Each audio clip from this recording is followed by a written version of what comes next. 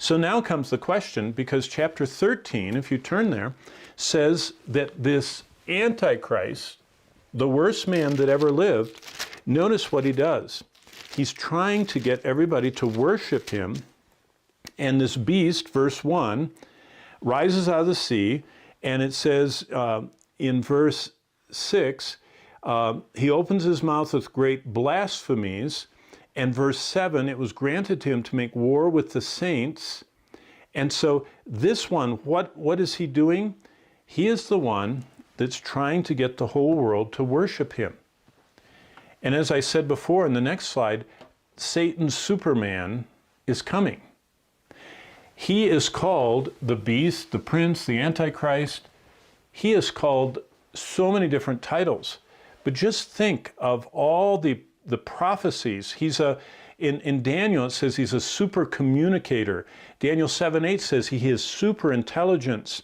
He is a super politician because remember I told you he gets the Islam and Judaism to be side by side without fighting. He's a super general. He can organize all these armies. But look what verse 7 says. It says, it was granted him to make war with the saints and overcome them.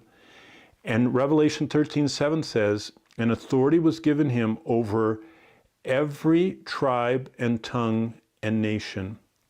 Wow. And what does he do? Well, he makes everyone to take the mark. Remember that 666 mark? That's why it says there on that slide, completely confusing times are coming.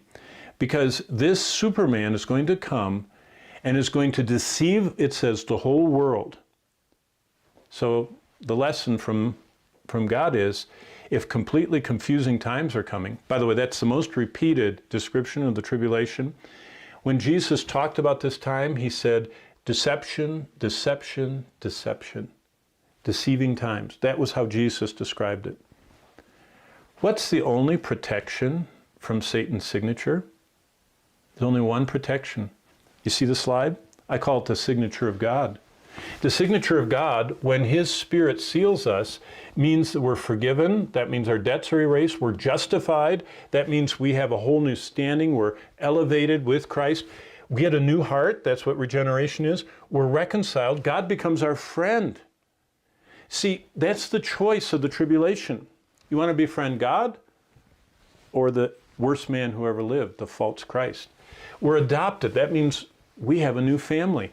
We're redeemed. That means we're owned by God. That deals with our life. We're not our own. We're bought at a price, and we're sanctified. That changes our behavior.